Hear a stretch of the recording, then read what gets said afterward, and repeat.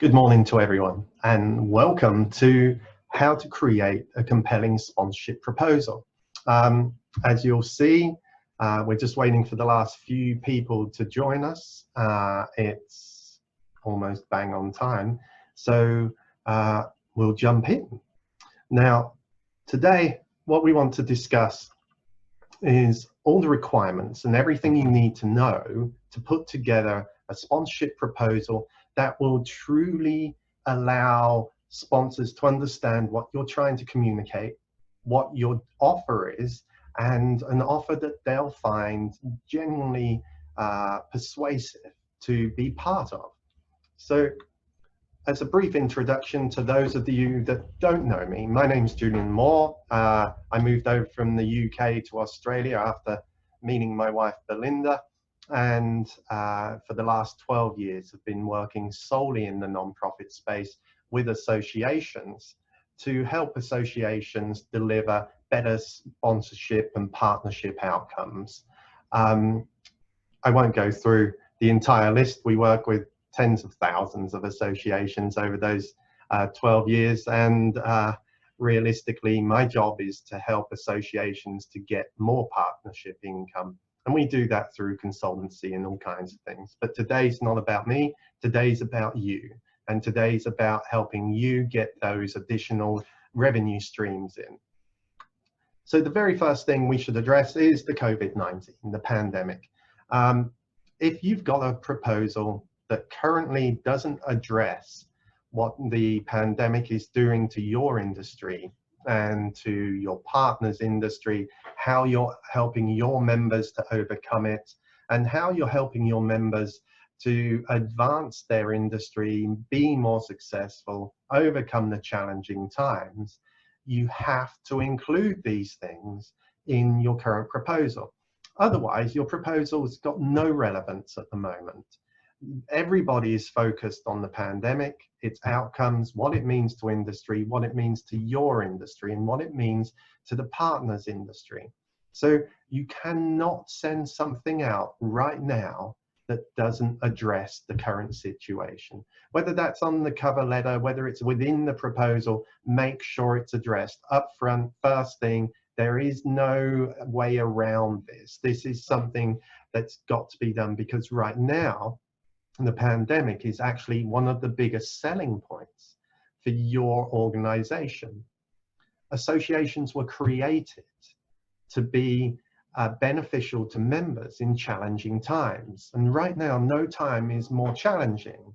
So we want to be able to stress this and show these partners how your engagement has changed, how your engagement has become more strategic, what you're doing to overcome the restrictions that have been put in place, and how you're assisting your members. Remember, there's some multinationals out there at the moment who record, well, people like Sony, who have $100 million set aside for education because of COVID-19.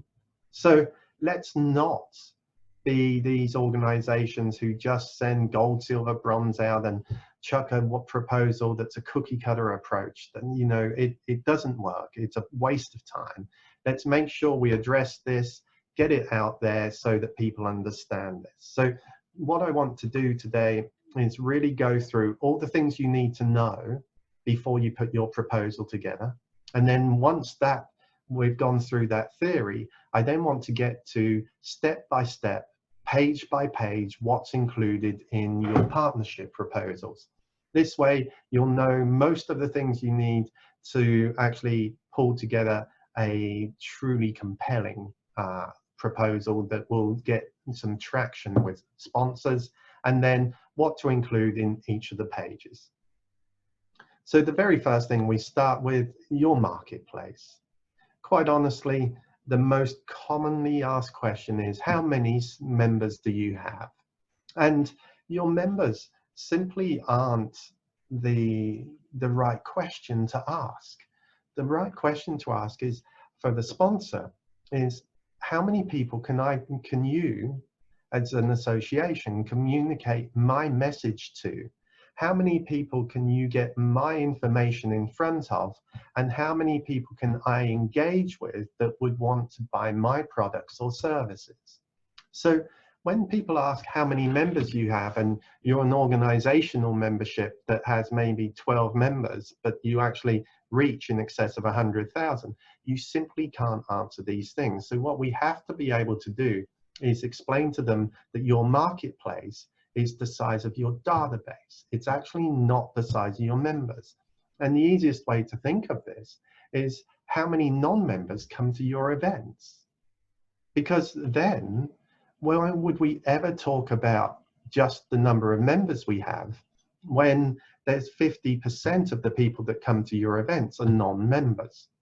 So it's good to keep in mind that we're educating partners as much as we're selling. So what we want to be able to do is let them know that even though not everyone's our member, we represent our whole industry.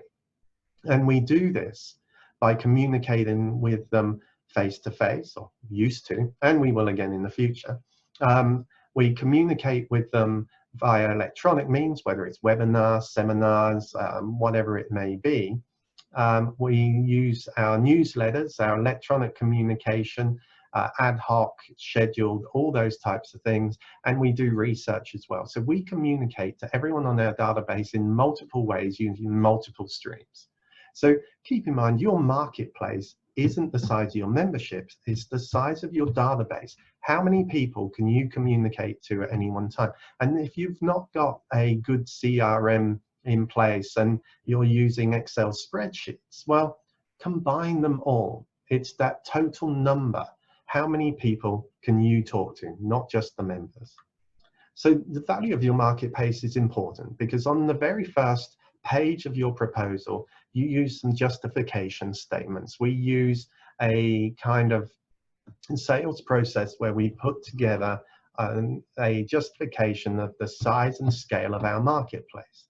Because once again, if you're representing an industry that's valued nationally at, I don't know, if you take the entire Association Bureau Statistics pricing or valuation of GDP, and it's $5 billion, and you've got 50% of that marketplace, you can now justify a much higher value. But you have to explain this and educate your sponsors and your partners for this. So the value of your marketplace is adding everything together. We want to know all the businesses, all the individuals, everything it touches, everything that it actually includes, all together. What's the total value of that marketplace? And it's important we know this, because part of your role as an association to a partnership is the delivery of information. You need to educate the sponsors on the size and scale of your industry that you represent, your profession that you represent, your trade that you represent, so that they understand who's within your industry, what businesses, what sectors, how you impact on other sectors.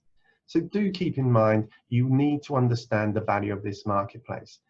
Made simple is, if you've got access, or your members are $5 billion worth of value, no one's going to expect to partner with you for 2, 3, 4, 5 years, and then you only charge them $5,000. So what we're going to want to do is justify the value of your industry and your access to that industry, so that we can justify the ask later on. Who else is in the market is one of the more often discussed aspects of a proposal, but realistically, the first one, your competitors, you don't need to really know what your competitors are doing. I don't care if they're running events, I only care when. And I don't care what they're doing, because if you're spending too much time worrying about who your competitors are, you're not actually spending enough time doing what you need to do for your members. You'll need to know your main suppliers. More than likely you already do. That will be the long-term partners you've had in your industry for quite some time. And any key corporates, well, these are the ones that Suddenly, if we're talking about space, normally we'd be talking about complex system integrators and rocket manufacturers and these types of things. But now, of course, suddenly we could be talking about Google, we could be talking about SpaceX, we could be talking about Tesla. So who else? Who are these main suppliers to your and key corporates within your industry? The business and individuals. Now, the individuals and businesses are the smaller suppliers and who actually services your main corporate. So if it's BHP, for instance, as your main supplier, who has formed a business and what individuals have been formed to actually access BHP? So who are the second tier? Who is dedicated to that main supplier? Because we'll want to map out your entire industry. Just as we know who our members are, where they are, what they do, how they do it, their geographical location, their job titles, their genders, we'll need to know all of that, and probably already do. We'll want to do the same type of mapping to our industry. So we'll need to know who the main suppliers are, the suppliers to the main corporates, what industries, where they are, who they are, what they do, all the different things, so that we've got the same understanding of who's in our corporate industry as who are our members. I'm often asked, what's your value proposition? And marketers do love to overcomplicate simple things. Now, the value proposition for you is simply the answer to this question, which is, why should I sponsor you? When a sponsor asks you this question, it's a case of they're trying to understand what's in it for them. So always start with, because we can help you become more successful by. Don't start with the great work we're doing and we were incorporated in 1801 or something. Start with them. You can help them be more successful by engaging with a community of our members and non-members and stakeholders that you currently can't reach.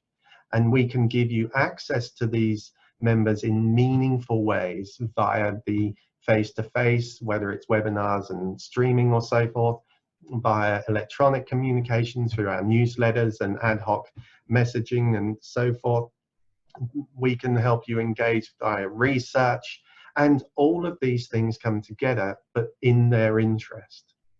What they don't want to hear is how long you've been incorporated for and what wonderful work you're doing. Remember, partnerships are the cold side of things. We are the ones who are there to make people money. We are the ones who are there so that we can make a profit enough to reinvest in our association to do better work.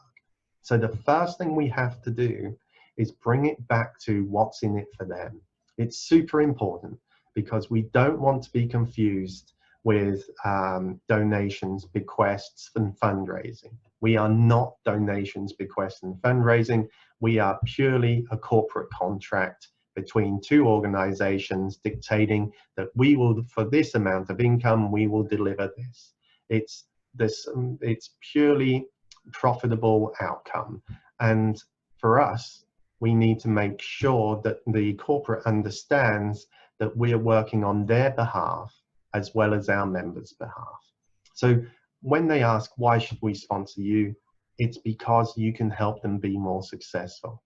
And then you lay out all the reasons and all the things that you can do to help them be having better market penetration into the sector, to have them have better access and take up of their software, to allow them to access this market they previously couldn't in any meaningful way. When we come to selection of partners, we want to be able to work out who the best are. Now, simply a natural fit, known by oh my word, my mum taught me this, known by the company. She used to say, don't hang around with Kevin. Kevin smokes. He's a naughty boy. You know, you don't want to be known as someone who does this. And it's the same in corporates.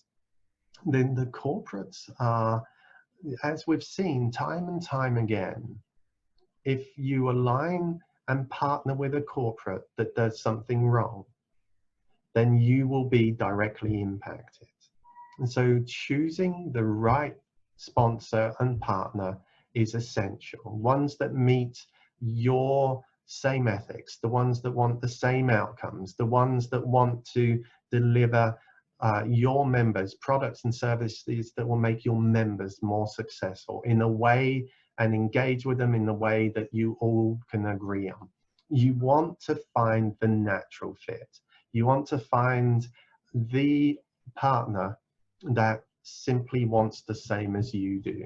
Now, with this, it's essential. This is the thing that should keep you awake at night. This is the thing that allows you to get the perfect partnership.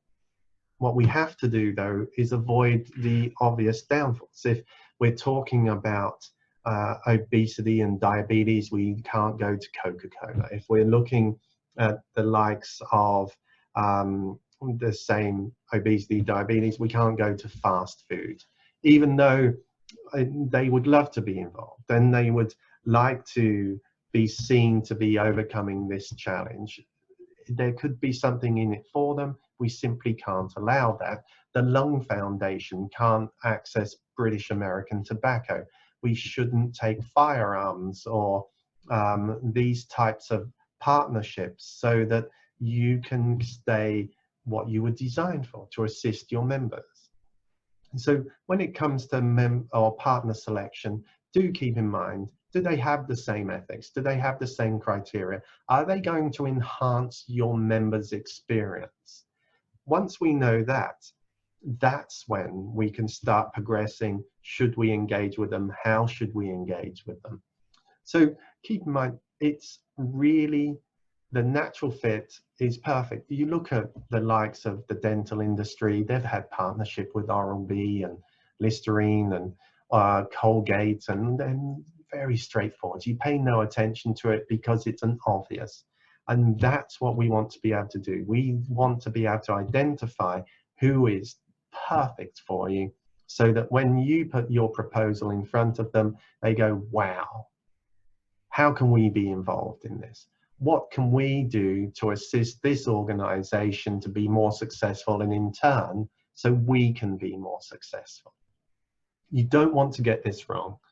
We've seen it happen too many times. We've seen Shell pollute the Gulf of Mexico, only to also be one of the main sponsors of the British Library and have every environmental activist camped out on their lawn. We don't need that type of challenge. We need to find the reasons over and above just income. And so income alone is not good enough to be a partner.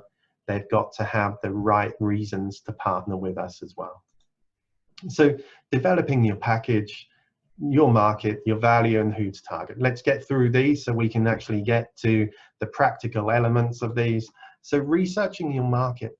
The reason we say research your market is so that we understand what questions the sponsors are going to want to know. You need to know your association.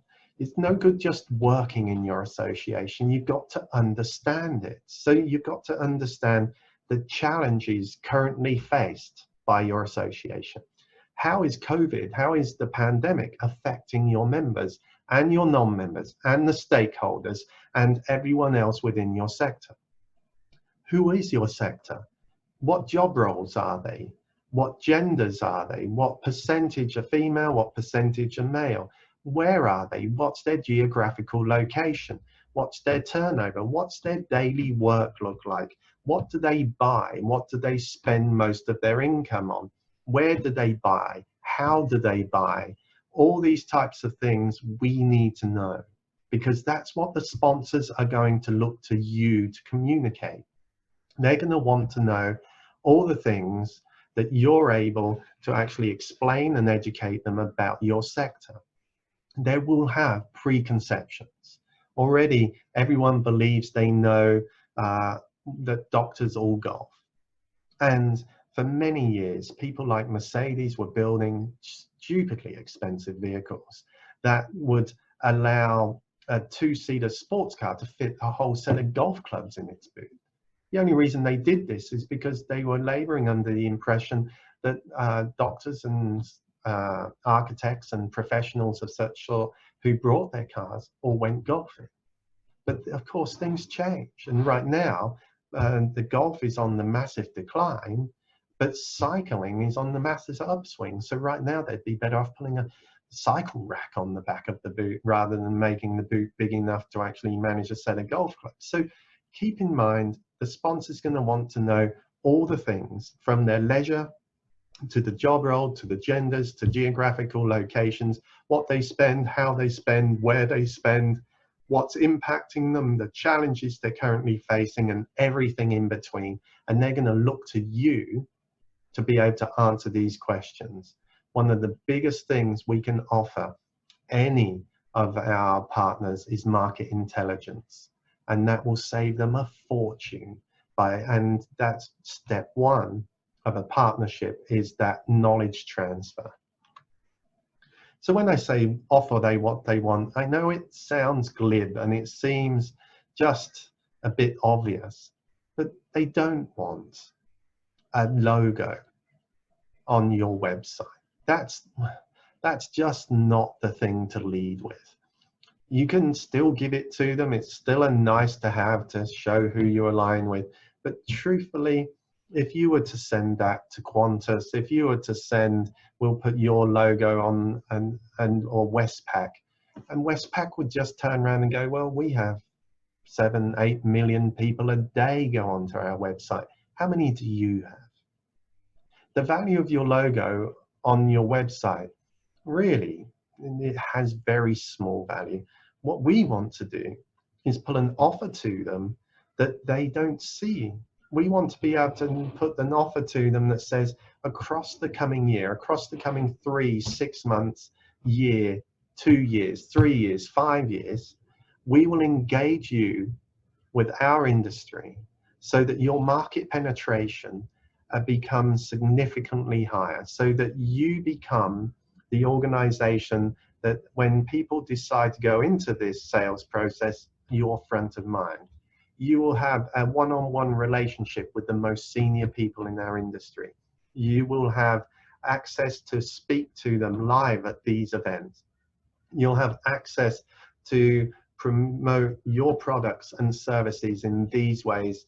You can actually engage and answer their questions via our newsletter. You can engage and answer questions via our research. It's about getting them involved so that it's an offer they simply don't see, but truly understand the significant value and return on investment they're going to receive. Because right now, more than ever, all the corporates, or most corporates, are doing it tough.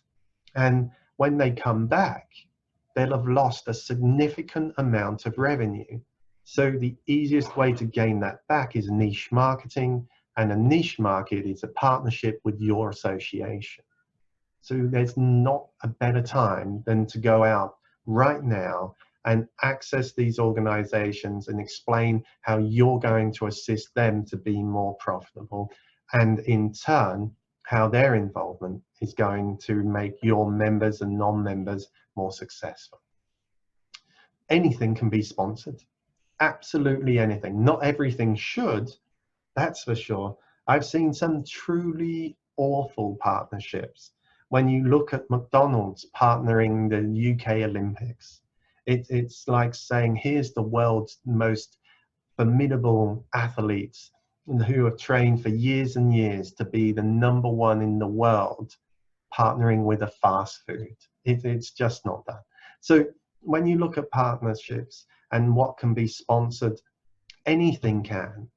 Don't fall into the trap of thinking or realizing that, oh wow, we can offset the cost here with a sponsor. Sometimes it's just not worth it. Significant research, the qualitative, quantitative research that is being produced by scientific individuals to show the effectiveness of something, don't sponsor that. It will simply give people the impression of biasness.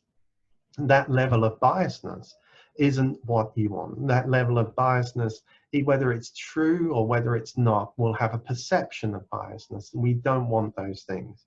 There are some truly awful case studies where there's been all kinds of, we've had Coca-Cola at sporting events and medical events, and so many others that I simply dare not say to a video that's going to be recorded. So if you want to know some of the worst case studies, email me or give me a phone call and I'll talk to you about them there.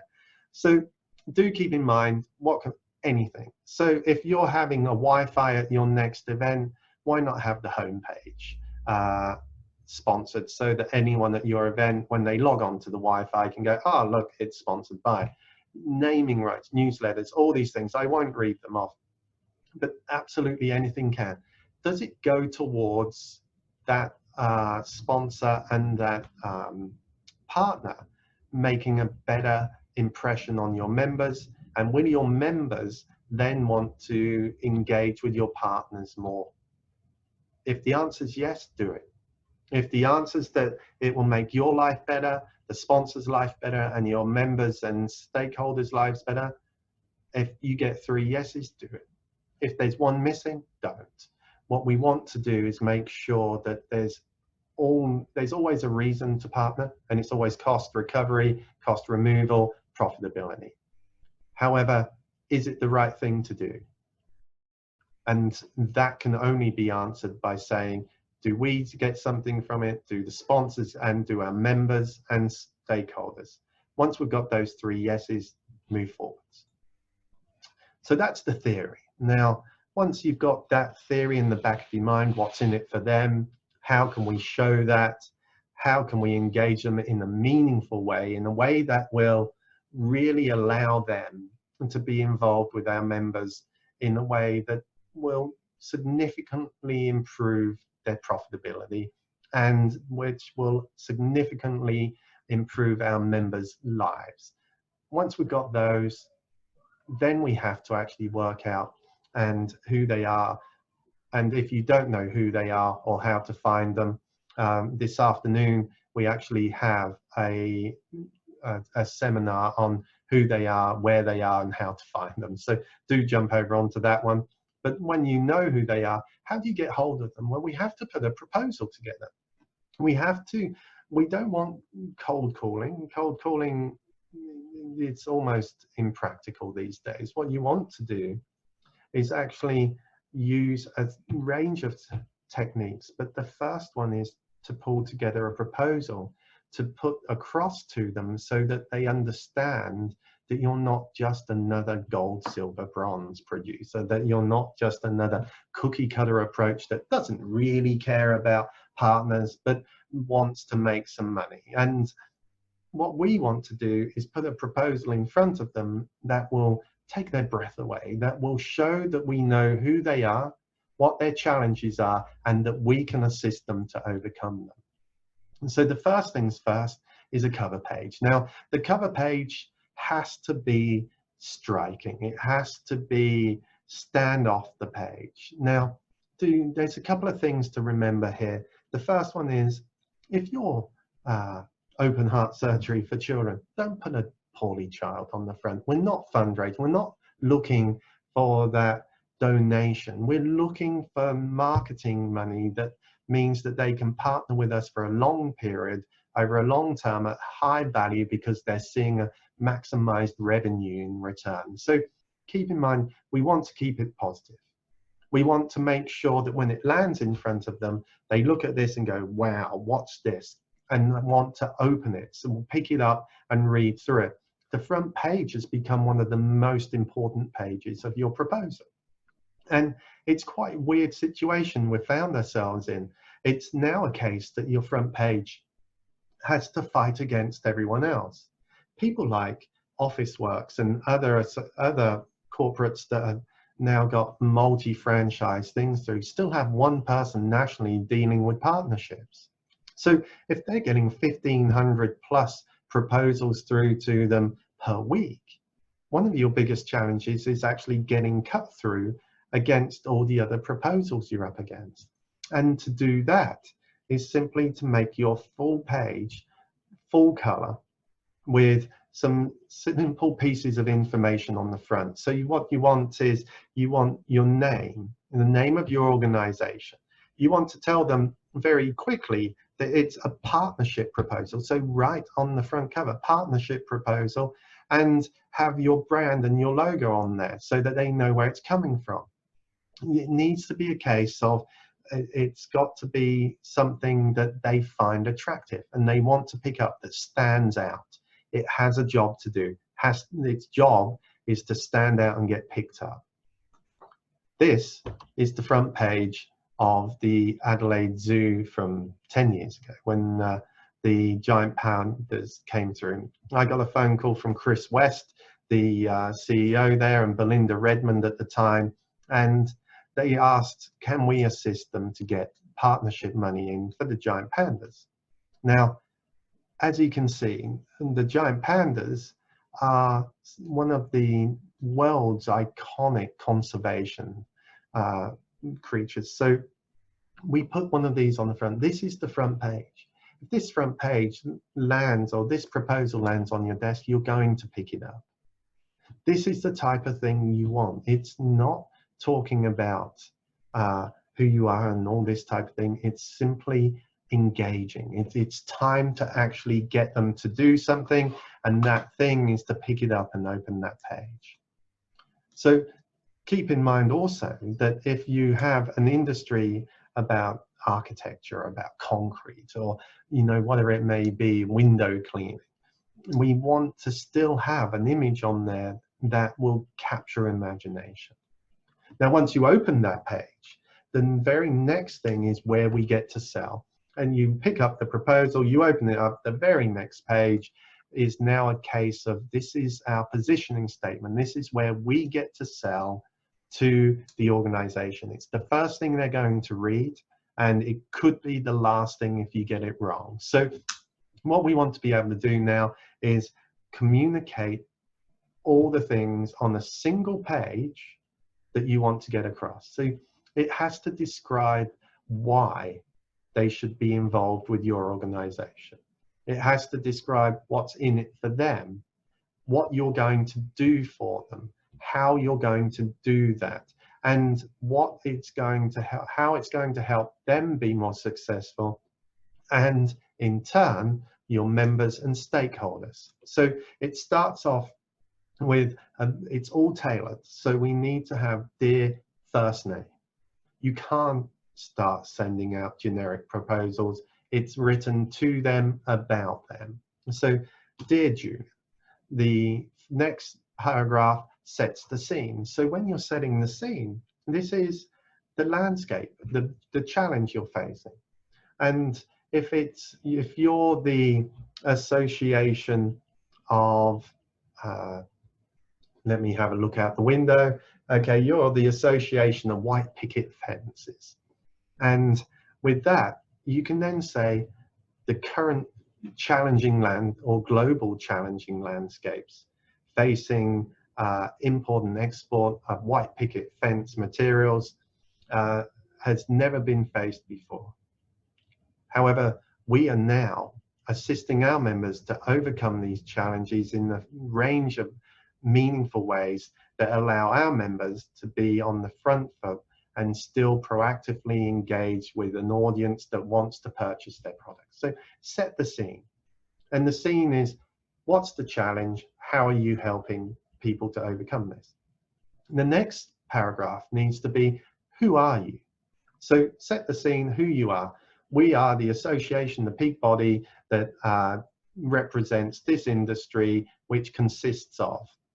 And then you talk about your industry. So it consists of this value, the value of your industry, and that's the total value of your industry. Then talk about the number of people that you access within that industry, and now you've got the justification evaluation. Then from talking about the justification, we then want to talk about the many ways you engage with them, and you engage across the year. So how you engage face-to-face, how you engage on different levels. So how do you engage with the senior members in your industry? How do you engage with the trainees, everyone in the middle? How do you engage with the accountants? How do you engage with the specifiers? Whatever it may be, all the segmentation and all the different things you do for the different components of your association. Once you've actually got that, and then you want to talk about how you're actually going to engage the partner in these, what you can do for them. So how you will actually communicate their message and their products and their services out to the members. It's about them, because after the first 3 paragraphs, the rest of it's about them. What's in it for them, how you'll hold their hand, and how it will affect their profit margin. So with that in mind, that's a single page. Now that page is the most important page inside that proposal, because the way people read these is they pick it up and go, that's interesting, open it up, read this, and then they flick to the back to see how much it costs. Now everything else in between we have to write, because once they go, oh, that seems good value, what am I getting for it? But we have to nail this. The positioning statement, the forward, all this has to be absolutely perfect. So, dear first name, we, and don't say your company, tell them the company name. This is the landscape. This is what we're doing. This is who we are. This is how we're doing it. This is what's in it for you. This is how we'll engage you. And this is how you can assist our members. And at the end, tell them that you're going to be contacting them. Tell them that you're going to be giving them a call in the coming days to answer any questions and to clearly show how that synergy would work. So a list of benefits. Now these benefits are realistically single pages. These, you can't start putting your benefits all on one page. These have got to be easy to read proposals. They've got to stand off the page, and they've got to be simple to read, written to the sponsor about the sponsor. So the benefits start with research. One of the biggest benefits you can have is research. Now don't worry if you've got a huge amount of members and stakeholders and non-members and contacts. Research, we're not talking about qualitative, quantitative, full-bore research here. We're talking about market research. We could be speaking around gender splits, job titles, turnover. Do they use this style of product or not? With an incentive to fill in the research. If they don't typically fill in the research and they don't respond, use a call center, use an Australian one like Optimum Contact, who will actually call them on your behalf and then ask all the questions directly, so you've contacted everyone on your database. All we do is build the price into the contract with the partner. There's no reason not to do this type of thing. So first things first, research, market research. Allow the first benefit to be this market research, because then your partner can see that any questions, anything they want to know about your industry, anything they've ever wondered, can actually be resolved very quickly. And this will save your partner a huge amount of research money that they're currently spending, so they can allocate to your partnerships. The next benefit, events. What are you doing around events? As we know, international travel has been smashed. We know domestic travel right now, you can't cross borders when no groups more than 2. We know live events right now are dead or online, much like this one.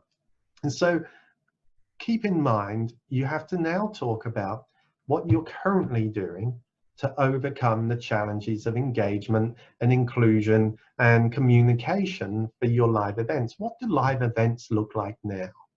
Because right now, you could have all kinds of things. You can have panel sessions run on webinars. You can have mass moderation. You can have integration of questions. You can do live questions. There's so much more you can do on these webinars than anyone's actually exploring.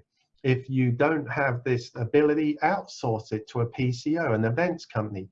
Right now, events companies are doing it tough. So they will give you preferential rates just so they can get the work through the door. So if you've got any live events that you could put online that you don't have the capacity to manage, get on the PCO. With that, keep that in mind, because your partners will want to engage as fast as possible. How many can you get online? How can you interact with them? What live voting? What live inclusion? How do you do the panels? All this type of Q&A stuff can be done, and it can all be done right now. So live events, how can they be involved? Can they talk? Will it be recorded? How many people will view these types of things?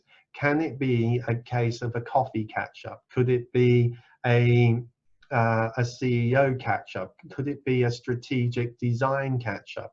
There's very little reason now not to segment your membership and run an event for each segment. So how can they be involved with this? And are they allowed to speak at that? Can we put their branding on? Can we actually put hyperlinks through? And how can you actually get them in front of your members? After your events, you can then talk about things like your communication. So what are you doing in the way of comms?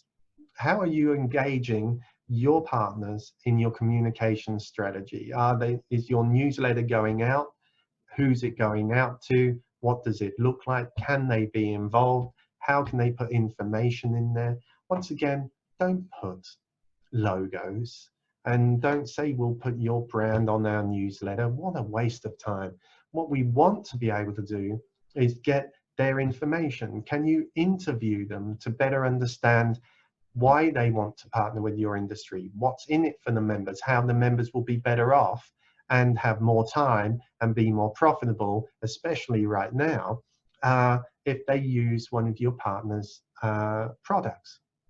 And so how do your comms work? Do you have traditional media? Are you putting hard copy out?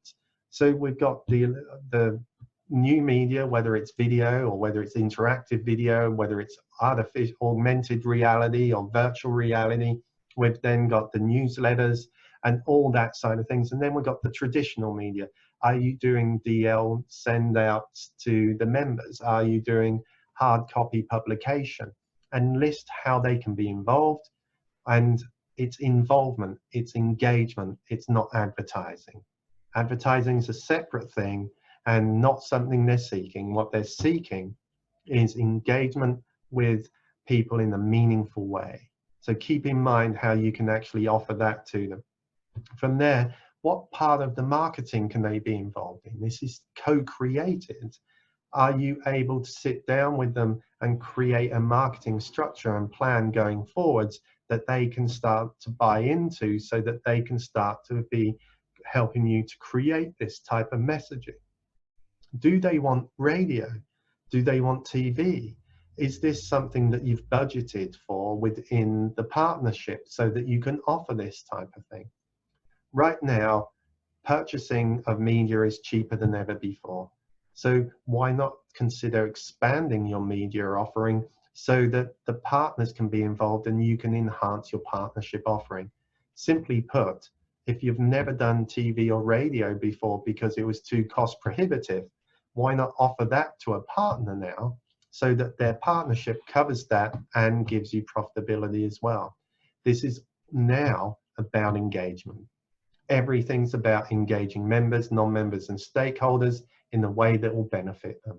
Make sure your benefits list all the options.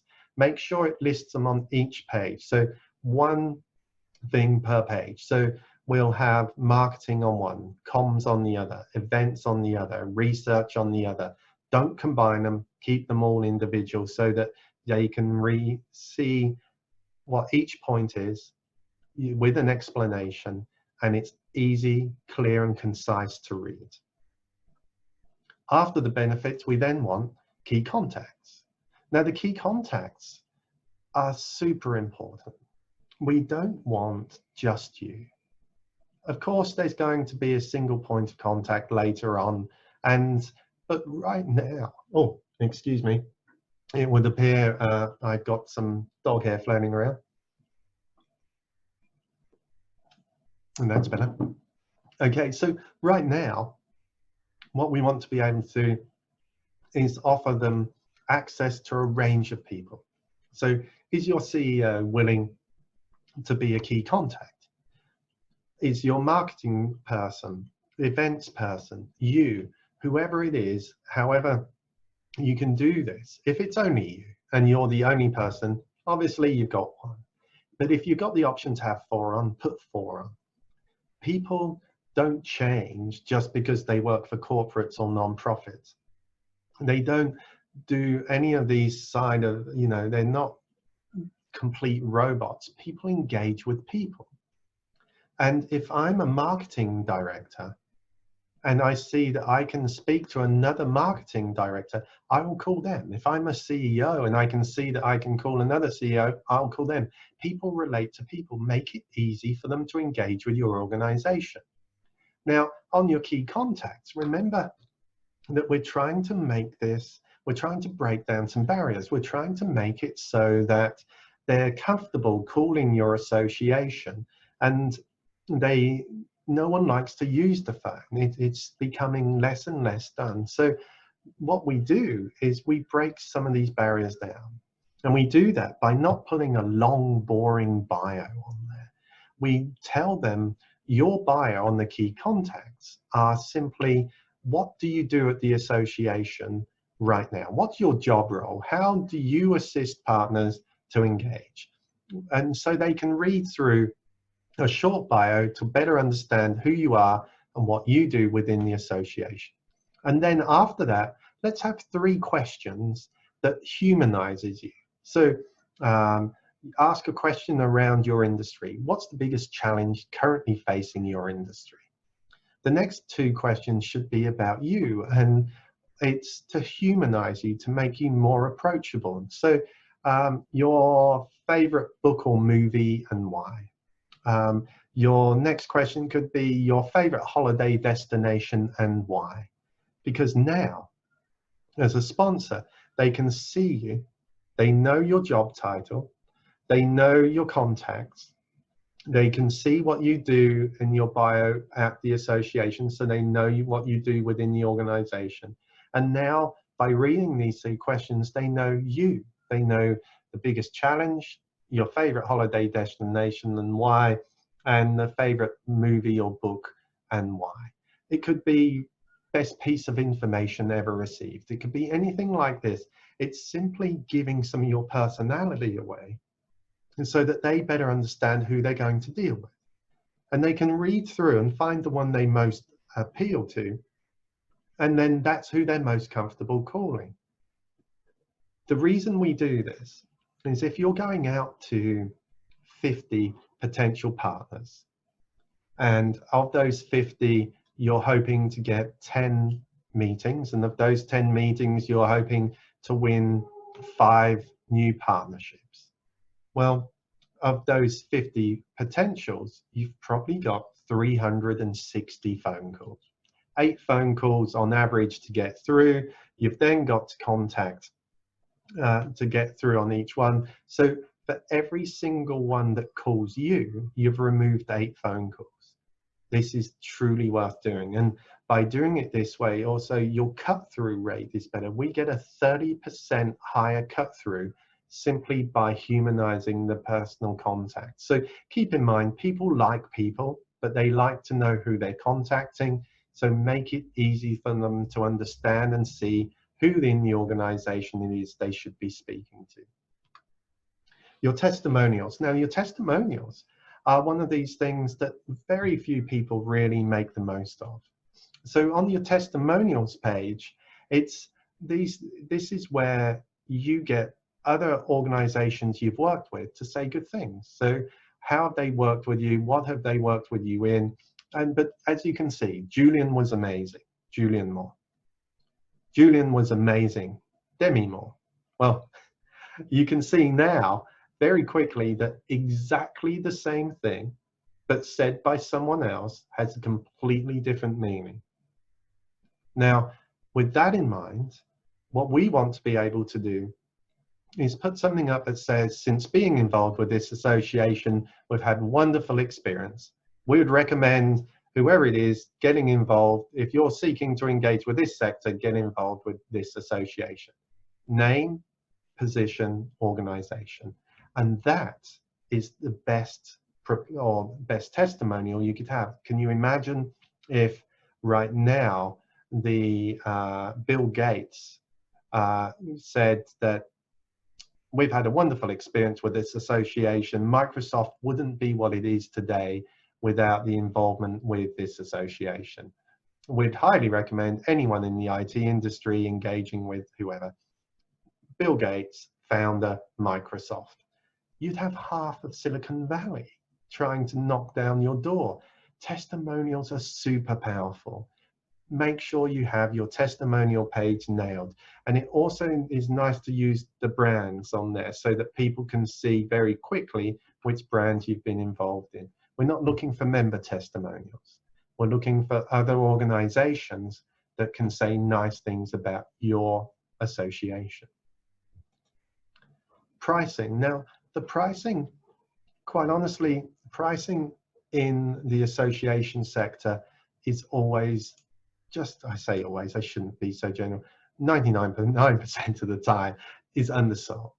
The reason we use a pricing structure at the beginning and the justification, the size of the industry and the percentage of the industry you represent, is so that you can justify a higher ask because they're going to be exclusive, they're going to be with you for a longer period, they're going to be engaged in your events, your marketing, your comms, your research, and everything you're doing. You're engaging them into your organization. And what we don't want to now do is undervalue this. It's very straightforward if you overvalue. If you overvalue this and you're asking $1 million for a 500,000 offer, well, then they'll go, it's too expensive, we can't be involved. Now you've got a conversation to go, well, what budget do you have? But I can promise you right now, if you ask $5,000 and their involvement, they will still say it's too expensive, we can't be involved. It's a standard response. So what we should do is work out how much does it cost to deliver the offer that you've put together, and then add 100% to that. And that will simply allow you then to actually have enough income to perform the delivery you've promised across the term you've promised, and in turn, enough income to then put back into the association to deliver a higher level of services. Balanced pricing ensures that partners will just stay with you for years and years and years. And this is the key. It's really, how can they get it anywhere else? So if I need to get hold of all your members in any other way, how much would it cost me? And in the way that your members would want to hear from me, and in the way that I get the same traction. Where else can I get this? And once you understand that, you can then start putting a significant pricing structure together. If you get stuck on pricing, don't hesitate to send me an email and I'll assist quite happily. So this brings us to the end of the seminar, and with that in mind, what we will do is now, for all the participants, I can see the Q&A is going off there, so I'll be with you in a second. So for the recording side of things, don't worry about not being involved in the Q&A, but do go, if you have more questions, go to the sponsorship help group. Right now, I'm in lockdown, the same as everyone else. And if you go to answers.net.au, the online community, it's free, register for free, and go into the sponsorship help group and ask some questions. I jump in there every day to answer any, and there's a good community of all the associations throughout Australia, and it's getting traction in the UK and elsewhere in the States, so that we can all come together and start sharing and helping each other with this guidance. This is the seminar where we're going to do the Q&A shortly, and once again I can see all the questions. But our discussion group this Thursday and Friday, a discussion group, if you're a member of the online community, it's going to be free, and you can come on to the discussion groups. We'll have them for a couple of hours where I just answer your questions and we can go through that kind of roundtable discussion. That we have to limit those to sort of a couple of hundred, but very quickly it's proving to be one of the best resources at the moment, hearing what everyone's doing, how they're doing it, what worked and what doesn't work. If this is the first time you've done partnerships and you're not quite sure how to start the proposal from scratch, jump onto SMS Online and just download the free template. And that will give you a starting point. And there's some resources there. And failing that, if you'd like me to come and assist you one-on-one and write that proposal for you and assist you with the database of who to approach and help you make those approaches, give me an email and I'll do what I can to assist you to get those partners. Once again, thank you to all the people who are watching this on the recording. Thank you to the hundreds of you here for the seminar. So we will say goodbye to recording and hello to the Q&As, and thank you again to